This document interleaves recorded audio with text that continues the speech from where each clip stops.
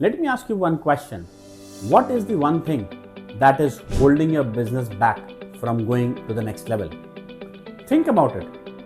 Maybe it's cash flow, teams, systems, or deep inside it is you. Because here is the truth.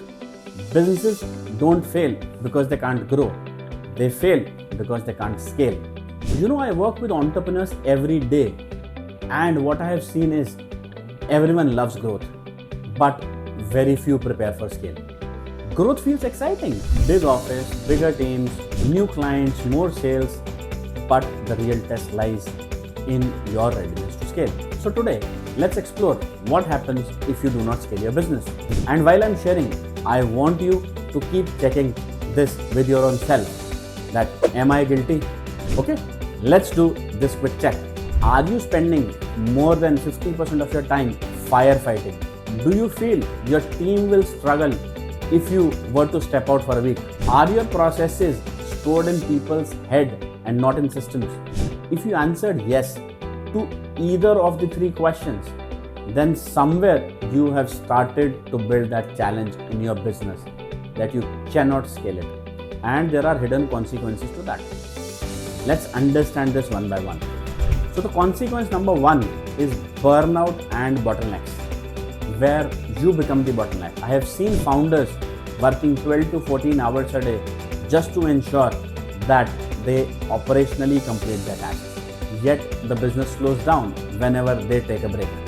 So if your business relies only on you, then it's not a business, it is a job, and a very stressful one.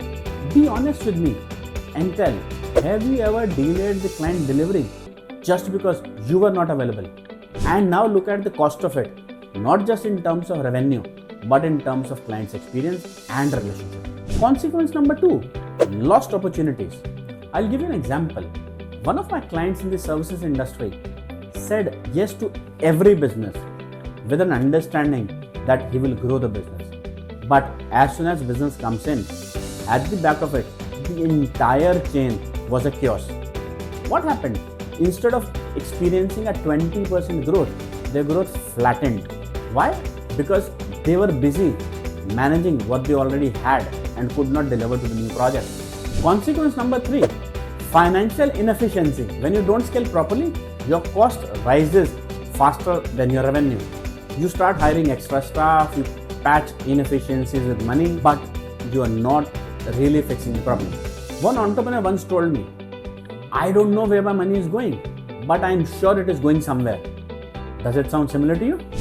Drop me a yes if you have ever looked at your P&L and said, this cost does not seem right. Consequence number four, team frustration. If systems aren't clear, your best players would feel that everything now rests on their shoulders. And you know what happens? They start to feel burdensome, which stresses them out. And you know what it leads to? Attrition. And the cost of that is massive in terms of culture, money, everything. Consequence number five, investor and market perception.